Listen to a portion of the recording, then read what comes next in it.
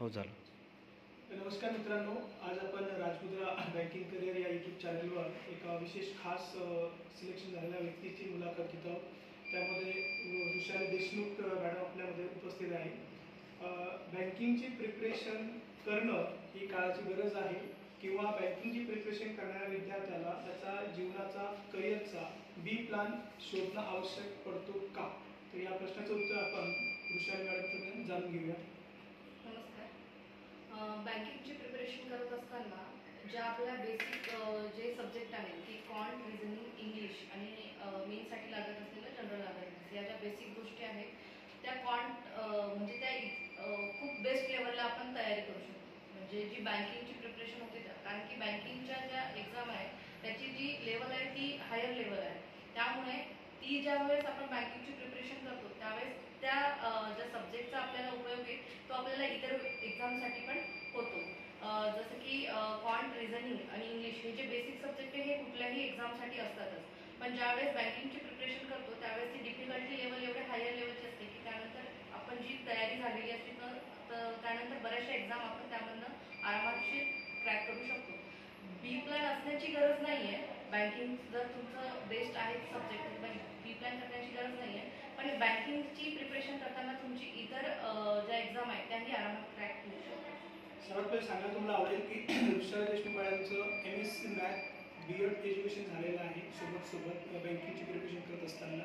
आणि जरी त्यांचं IBPS किंवा SBI बँकिंगमध्ये काही मार्कांनी किंवा एक मार्काने किंवा 0.25 रिझल्ट राहिलेला आहे, पण या सोबत त्यांनी तयारी केली आणि त्यांना जी मागची टेट झाली, सध्या ते रायगड जिल्ह्यामध्ये पदवीधर शिक्षक म्हणून जॉईन झालेलं आहे. तर त्यांना टेटच्या एक्झाममध्ये नेमका IBPS किंवा बँकिंगच्या प्रिपरेशनचा कसा फायदा झाला हे ते आमच्याकडून आपण जाणून घेऊ.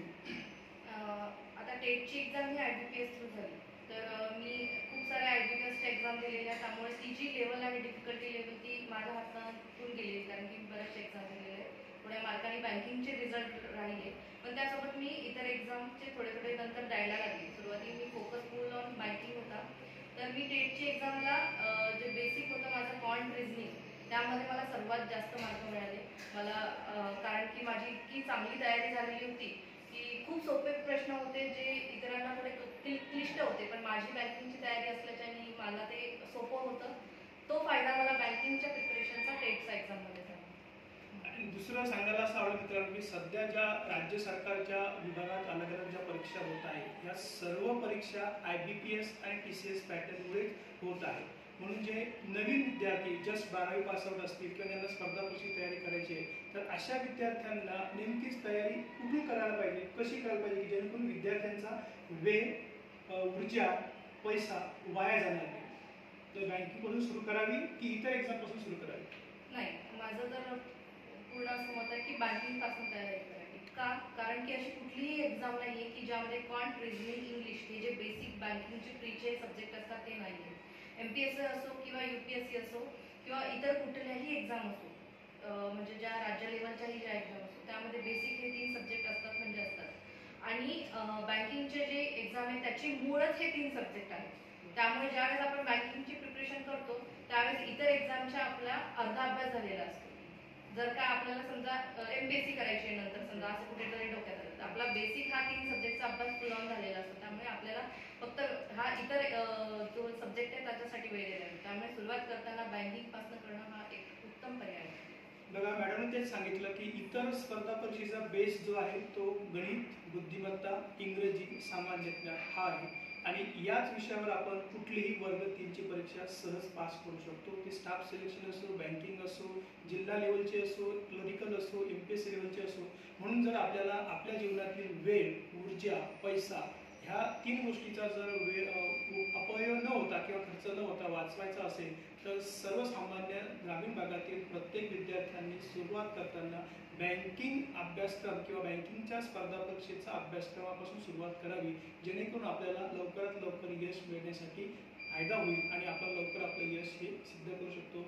त्याच्यानंतर आपण ग्रामीण भागात येतो किंवा बुलढाणा जिल्ह्यातल्या विद्यार्थ्यांसाठी खास तुमच्या यशाच्या काही 2-3 टिप्स तुमच्या अनुभवातून तुम्ही काय सांगू शकाल? एकच की पहिले तर बुलढाण्याच्या बाहेर जाऊन खूप काहीतरी होईल बा असं काही नाही आहे. तुमची जर म्हणजे फायनान्शियल कंडिशन जर का साधारण असेल तर तुम्ही बुलढाण्यात राहूनच तयारी करा. 101% होतं, कारण माझं झालंय म्हणून सांगते. आणि माझ्यासोबत माझ्या बऱ्याचशा मैत्रिणींचं झालंय आणि त्यांनीही बुलढाण्यातच तयारी केली आणि बुलढाण्यातच. फक्त एवढंच आहे की मग अभ्यास करताना सातत्य तेवढं ठेवावं लागतं. आणि बुलढाण्यात आपल्या सगळ्या गोष्टी आहेत आणि मेन म्हणजे राजमुद्रा करिअर अकॅडमीमध्ये सगळ्या गोष्टी रीतीला अवेलेबल आहेत. मी सुरुवातीला ज्यावेळेस राजमुद्रा जॉईन केलं त्यामुळे वेळेस राजमुद्रा ही सुरुवातीच्याच काळात होती. त्यावेळेस तरी बऱ्याचशा गोष्टी कमी होत्या, पण आज रोजी असं आहे की राजमुद्रा करिअर अकॅडमीमध्ये सर्व गोष्टी अवेलेबल आहेत. त्यामुळे बुलढाण्यात राहून सर्व गोष्टी होऊ शकतात. असं काही नाही की बाहेर जायची गरज आहे.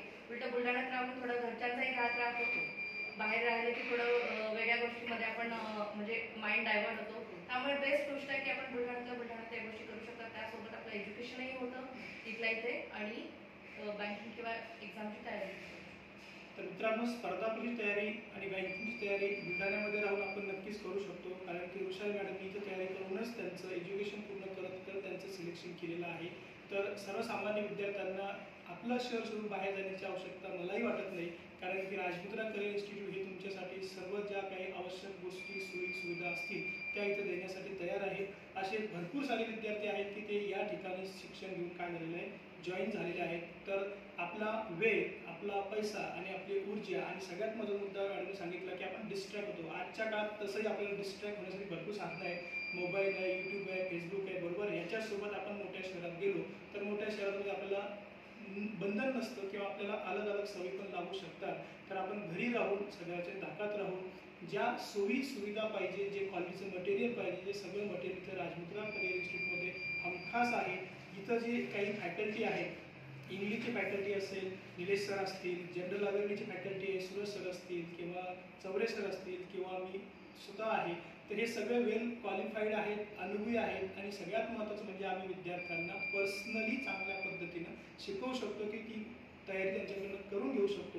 म्हणून एक वेळ ज्यांना स्पर्धा परीक्षेची तयारी करायची आहे त्यांनी एक वेळ अवश्य येऊन भेट घ्यावी आणि नेमकं काय आहे, कसं आहे हे पालकांनी स्वतः जाणून घ्यावं आणि नंतरच विद्यार्थ्यांना आपल्या अकॅडमीत किंवा आपल्या या ठिकाणी प्रवेश घेण्यासाठी पाठवावं. तर आज मॅडम या ठिकाणी आल्यात, त्यांनी आपल्याला बऱ्याच चांगल्या पद्धतीचं योग्य असं मोलाचं मार्गदर्शन दिलेलं आहे.